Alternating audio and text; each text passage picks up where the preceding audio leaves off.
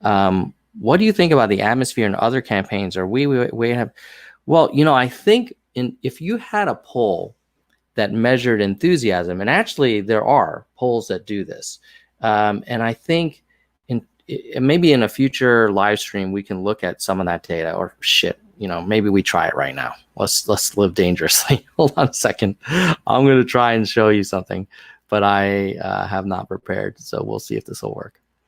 Okay, let's look at some, if I can get into the YouGov, usually has some nice crosstabs. So if you look at favorability of Yang, this is the latest YouGov data. I think it was like October 13th or something. You've got 8% very favorable for Yang and 38% that don't know. So there are 62% who do know, and 8% of those 62%, so that's about 15% of those who do know really like Yang. Okay. Now, if you look at favorability of, so just remember around 15% of those who know are very favorable.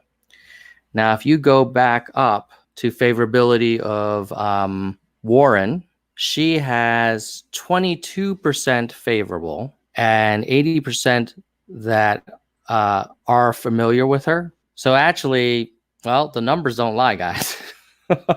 She has quite a strong favorability rating. Now, maybe if we look at the unfavorable, she has 32% that are unfavorable. So that's going to be the Warren challenge. Whereas if you look at Yang has only 17% unfavorable. Now, you could say, well, since he has so many people who don't know, some of those will become unfavorable. But when 1 out of 3 people have an unfavorable view of Warren, that's not a great place to be. And let's look at Biden. Favorability of Biden. He has a 30% unfavorable as well. How is it that 15% of people don't know who Joe Biden is? That's just nuts. But yeah, that's so 1 out of 3 don't like Biden or Warren, and then Yang at only 17% unfavorable. So to answer your question, Ankit, I think the if you look at the rallies, if you look at the people creating content, if you look at social, if you look at searches, I would say our atmosphere is the atmosphere of a campaign gaining momentum. And I think Biden is kind of flat or losing. I will say I think Warren is gaining a little momentum too. So we're not the only ones. What is your gut feeling? Is Yang going to be the nominee? Yes or no? That's a tough one. I hate to say it, but I think it's we will need to beat the odds. And I know a lot of people in the Yang Gang have a mindset of abundance, and I want that too. But I'm just looking at the data.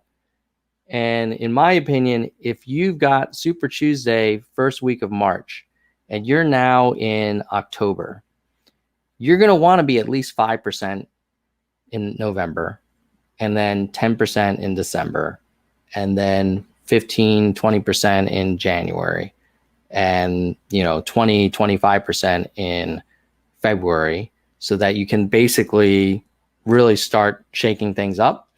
And I will say this, if we are at the end of December, not in the 5 to 10% range, then I think we need to start throwing some Hail Marys. Now, anything can happen, but the reason why I'm a little bit less optimistic than I was before is you had Bernie literally have a heart attack. You had Biden, whose son is accused of not illegal, but unethical kind of commercial relationships with foreign companies. And then you've got Warren, who isn't, in my opinion, that strong of a candidate, and they're all doing really, really well. And maybe this is because of the impeachment, or maybe that Democratic kind of base is just really calcified, and they're backing who they're backing. So yeah, that's my thing. Let's see. Next question. Heidi, yeah, I agree with you, Heidi. We gotta. I mean, look, hey, I am pro Yang 1000%. I've given a lot of money. I put a lot of time into doing content. And I know people think polls are undercounting, but even if they are undercounting, if we're going to be the nominee, they can't be undercounting that much for us to be happy with a 2 or 3% national polling. Let's see. Next question. Do you think Yang should focus on podcasts and YouTube talk shows, or should he focus on the national media and TV ads? You know, honestly, I think we're doing plenty of podcasts and YouTube talk shows. And I think the people we need to reach are older people, white people, Black people, and those demographics don't over-index on Twitter and YouTube. They're there, but I think if you look at what Tom Steyer has done, he poured a lot of money in, but he's able to go from he's pretty a weak candidate in my opinion, and he's able to get his way onto these debate stages mainly because he bought a lot of media. And I think there's an open question about when you raise 10 million in the last period and you keep raising money, do you kind of play the long game and try and just stay alive, or do you try and buy some awareness? And I would be tempted to buy some awareness, honestly, because if imagine this, if Yang actually broke 5 in the nationals, I think he would then raise more money, because all of us would be like, oh yeah, he's doing it, let's give even more. And so if you just stretch out the money you have and you're still at the 2 or 3 national rate, I think at some point the money will dry up. Whereas if you lean into it and you can boost their numbers, combined with good debate performances and all the media and all the work we're doing, that's how you start this kind of flywheel, in my opinion. How brutal does Yang need to be with Biden? Would going into attack mode get the attention?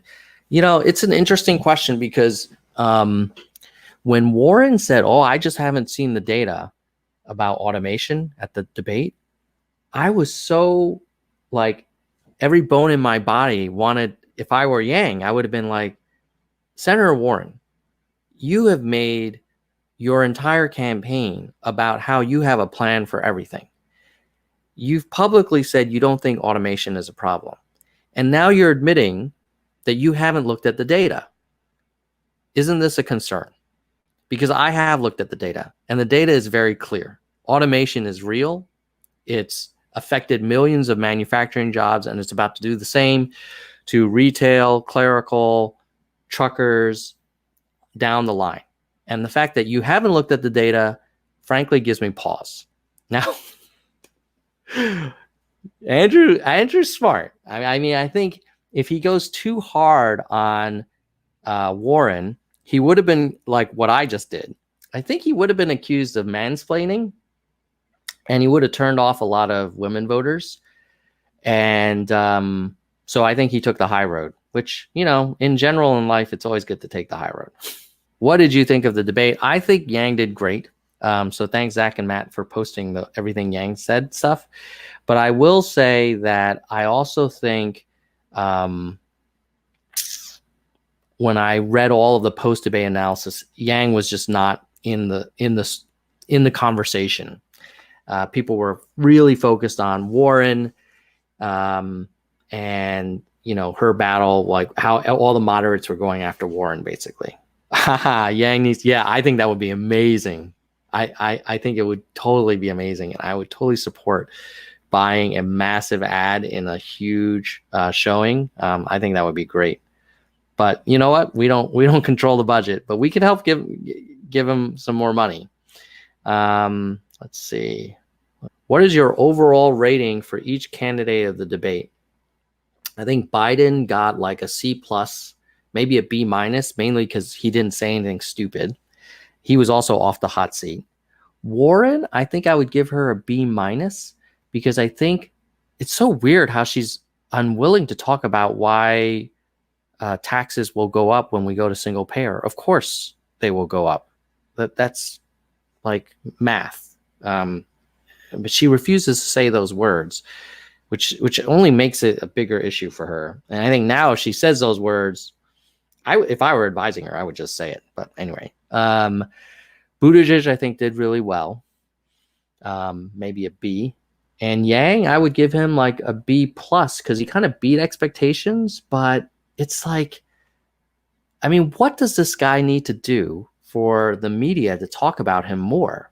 Like if Buttigieg or if Castro had a similar performance to Yang, he would be on all the shows right away. So I think, and I know a lot of people are saying like, oh, you know, don't care about the pundits. They're always wrong. They are wrong a lot, but there are more people that will consume content from the pundits and actually watch the debate, which is why you really do want to win over those pundits. And for some reason, we just didn't do it. Who lost the debate? I would say Biden. Biden kind of like almost literally disappeared. You know, he just sort of, he's no longer relevant. I would also say that Bernie did better than expected. Like just showing up being peppy really helped him. Yeah, Rosemary agrees that we need to get the older people. We suck with the older people. I'll show you as an example. I haven't looked at the latest YouGov numbers, but let's just see. So if you look at favorability and you look at 65 and older, he only has 5% very favorable, and he actually has 26% very unfavorable, the highest unfavorability of all. And then 1 out of 3 still don't know who he is. But I would be most concerned about this. You know, what's interesting is like if you're 65 and older and you're collecting Social Security and you got the freedom dividend, an extra $1,000 a month would be such a huge deal. Like I know it would be for my mom, but you know, she's not a Yang supporter either. So I guess that's proof that the data sometimes reflects reality. Nerds for Yang Super PAC. Well, honestly, like I'm not a big fan of super PACs, but I want this man elected. And if we need super PACs to buy more media, I'm fine with that, honestly. Because I trust Andrew. I know he's an honest guy. I don't know. I've never met him. But I feel like my sense is that he's an honest guy, that he's not going to try and profit from being president. Thunder Horse. Yeah, I agree. Pete did come across a little bit. I mean, that's the problem. When you start drawing contrasts with other candidates, you run the risk of coming across like a jerk. Harvard has lost a lot of brand status these last years. Well, yeah, but not as much as Wharton. Yeah, Pete has a crap load of offices in Iowa. If you want to see it, there's a chart about that. Let's see if I can find it. Hold on. I'm sorry, guys. You're going to see some brightness. I think it was in New York Times, maybe, or how many offices in Iowa? Oh, it was in New York Times. Yeah. So this is how many offices each candidate has in Iowa, New Hampshire, South Carolina, Nevada. So Buttigieg has 47 offices. This is what happens when you raise $35 million. Warren has 47. Yang only has 6. Now, I think this number will go up since he raised a little bit more money. But like South Carolina, just like a month ago, they had like, you know, Jermaine Johnson, he himself and I, right? Just like him alone. Now they've obviously grown that team. But if you look at Buttigieg, I mean, that mofo has 4, 7, 11, 13 New Hampshire offices. We have 2. So, and then you've got Steyer, who's basically spending all of his money on buying media. I think the power punch is if you have lots of offices and you can buy media, then, you know, magic starts happening. How do we get him? I think he won't endorse anybody. I think if he endorses anybody, it'll be kind of a slight on his VP, and that won't be cool. So he's going to stay out of it. Do you think Warren is misinformed about automation or just ignorant? I actually think she hasn't done her homework. And so I don't think she's misinformed. She's just not informed. Because she's, her solution to every problem is to basically stick it to the big banks and the big corporations and the billionaires. And I think Yang takes a much less kind of adversarial approach and says, look, there's going to be big banks, big companies, billionaires. Let's just have a VAT tax and collect more of it. And then basically, I hate to use the word, but redistribute it, some of those tax proceeds so that everybody has a floor, which seems much more efficient than just saying you're going to break up these companies. So Ankit says, hey, he has 10 times more offices, but only 2.5 more in polls. That's true. There's probably some point of diminishing returns, but given how important South Carolina and Nevada are, you could argue like you should have more than one office. Maybe you don't need to have 14 offices in each state, but you probably need more than one, which is kind of where we're at. I think he has a few now. I think we have a few now in Iowa. Yeah, I totally agree. Boomers have, I don't think they realize how huge a game changer UPI would be for them, but this is why, but they're also not on YouTube as much, and they're definitely not on Twitter as much. So that's a problem. Do you think Yang should have answered Maddow's questions? It's interesting. I watched that and I was thinking, well, is he going to name a country or two? I think there's two explanations. Number one is he may not have known a country off the top of his head, and he didn't want to guess and then be caught saying like, whatever, El Salvador, and when he really meant Nicaragua or something like that, or Cuba when he really meant Haiti or something. So he could have been just like not ready to give a specific. More likely, I think he wanted to avoid a headline which would have read on Fox News like Yang accuses America of Russian-style election meddling. And like that might be true, but I don't think the optics would be great. And a lot of people may say, oh, he's anti-American. And this is where you now get into a little bit of the racial stuff where, I don't know, maybe Buttigieg or Warren could get away with it. But I think Yang needs to be careful about that stuff. So let's see. Next question. Is there data on ethnic group polling? Yes, there is. Let me just give you a quick look. So if you look at favorability for Yang by race, it goes from very favorable to very unfavorable and then don't know. So where we have the most favorability is Black and Hispanic. Where we have the most unfavorability is with white people and other. Although there's a significant number of Hispanics who are unfavorable. So we're actually, I would say, if you add up very favorable and somewhat, we're 30% with the African-American voter, which is actually great progress because we used to not have that much strong support from African-American voters, from Black voters. So that's really encouraging, especially for South Carolina. 29% somewhat or very is great. And then even for whites, 30. So I think our biggest challenge is you've got a pretty significant unfavorable with whites, and then you've got this don't know, half of the Black voters and 40% of Hispanic voters don't have any knowledge of Yang.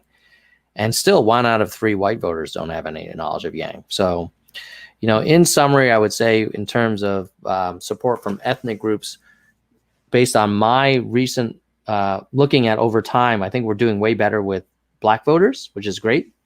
Hispanics have always been a strong suit for us, and I think we need to work on those white voters, and mostly older white voters we're weak as shit for those guys. How would a recession change things? Well, if we had a recession, I could argue the number one stimulus that would be most amazing would be the freedom dividend. So I think in some ways it would even be more powerful in a recession. Of course, nobody wants a recession because that would be tough for all of us. But I think UBI would be a very compelling policy when you think about if you're in a recession and you're like, oh, Warren wants to basically have single payer and everybody on private insurance is going to lose it in the middle of a recession. Like, doesn't feel fantastic. But if Yang's like, how about an extra $1,000 a month in everybody's pocket? Like, that's pretty awesome.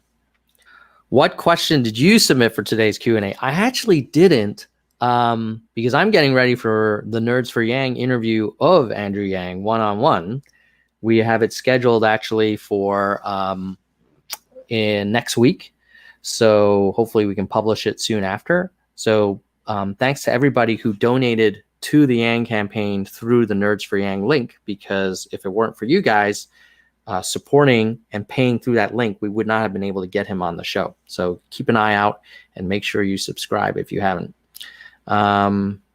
Next question. Are we in trouble?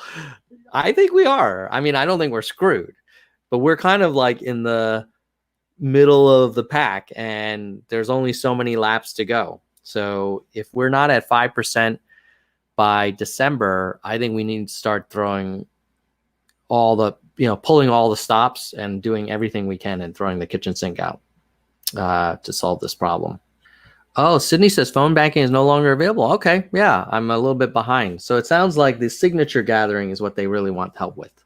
And in some ways, I kind of respect the fact that the campaign is adapting and kind of directing volunteer efforts to where they need the most help. Oh, off-putting to whom?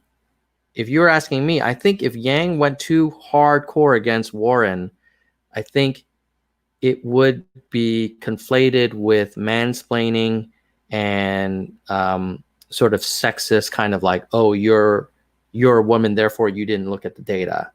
And that would be a very negative story. So that's why I was saying I think it was okay that Yang kind of pulled some punches, because we need that woman vote. Because when you look at the data, let's look at it real quick. For women, female, you still have 48% who don't know who Andrew Yang is, whereas 20% of males. So we have a lot of work to do getting that unknown to become known. And then in terms of favorability, you have 37%. Wow, males are 37% favorable for Yang.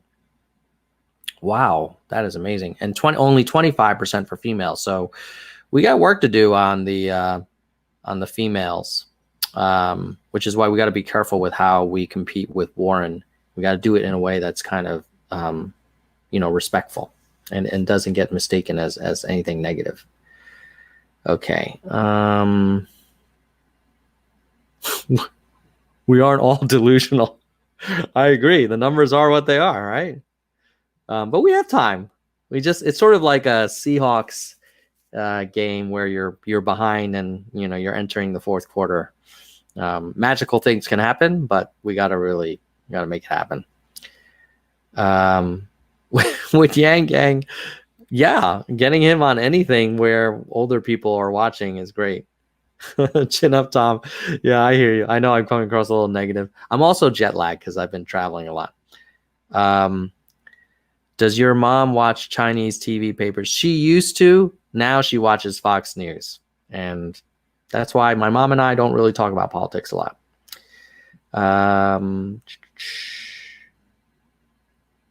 How much growth in Yang Gang grew after debate? So after the day after, we had the biggest Twitter growth, at least compared to Harris, Buttigieg, and Warren. We had 10,000. Let's see.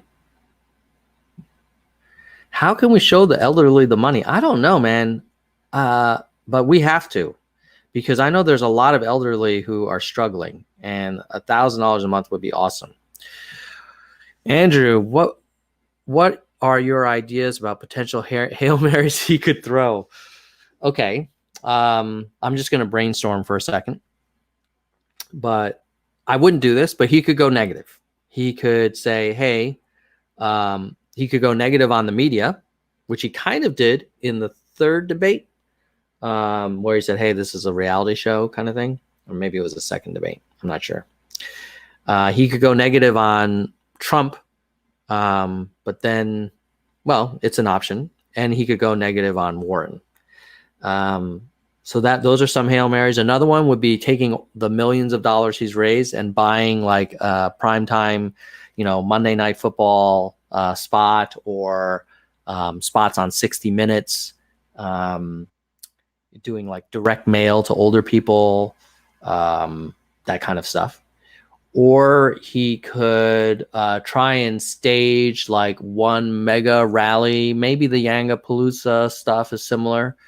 But I would say the biggest Hail Marys are probably around taking the gloves off and not being always Mr. Nice Guy. And then even bigger would be spending a ton of money on a big ad buy. And the risk is like, man, that money will go, and if it doesn't work, you're kind of screwed. But it's sort of like, if any of you guys play poker, it's like going all in. And I don't think we need to make that decision now, but we may need to think about it. We may need to pull a Hail Mary move, I think, in December to kind of line us up for a really great Iowa, New Hampshire, and South Carolina. Like, I wouldn't want to throw the Hail Mary after December, frankly. Okay. Do you think Warren's going to adopt VAT? No, I think she's really in love with the wealth tax. And, that's the thing with Warren. She seems like she gives a sense like she has all the answers, and she's kind of, dismissive of other people's plans. And I think Klobuchar raised that point, saying, hey, just because you have an idea doesn't mean the other ideas aren't useful. Let's see. Have you mentioned the International Basic Income marches next weekend? No, but apparently there are some international basic income marches next weekend. I think it's the future. It's just the way you got to go. When is he introducing his wife and kids? I heard that he was going to sort of do more of that, but I haven't seen it happen yet. So I also respect, maybe they're not ready to do that. That's a pretty big step for a family, and maybe his wife, Evelyn, doesn't want to be in the spotlight. I hear it. Don't a lot of older folks watch Maddow? Yeah, but we were just on Maddow, so I bet if you counted how many times like Booker has been on Maddow or Warren, well, I guess not Warren, because Warren doesn't. You notice one thing is Warren does not sit for interviews. Neither does Biden, which I think is kind of BS. I think they're hiding from us. Let's see. I don't know how many people watch the debate, but I know a lot of people watch the news reporting on the debate, and that's where not getting a lot of mentions really hurts us. Yeah, totally. We need to get him on the hot ones. Although that again would help us with the demographic what we don't need help with, which is younger internet savvy people. Let's see. I think Tom, please. Oh, getting Axe in the Yang Yang would be amazing. You would think he's probably going to wait and see, and he's probably talking to Warren because that's probably the safer bet in his opinion. Is that actually Fred? Yeah, Fred's the real deal. Fred's here, man. So let's see. Fred in the house. Okay, I think we hit all the questions, guys. Whew. Do you think Pete decimated Tulsi in the debate? No, I don't. I do think that Tulsi didn't do as well as she did in the past debates because she was really pushing the endless war thing. And I think she perhaps conflated having U.S. troops as a deterrent in the northern part of Syria with us trying to do a regime change. But at any rate, that's it. All right.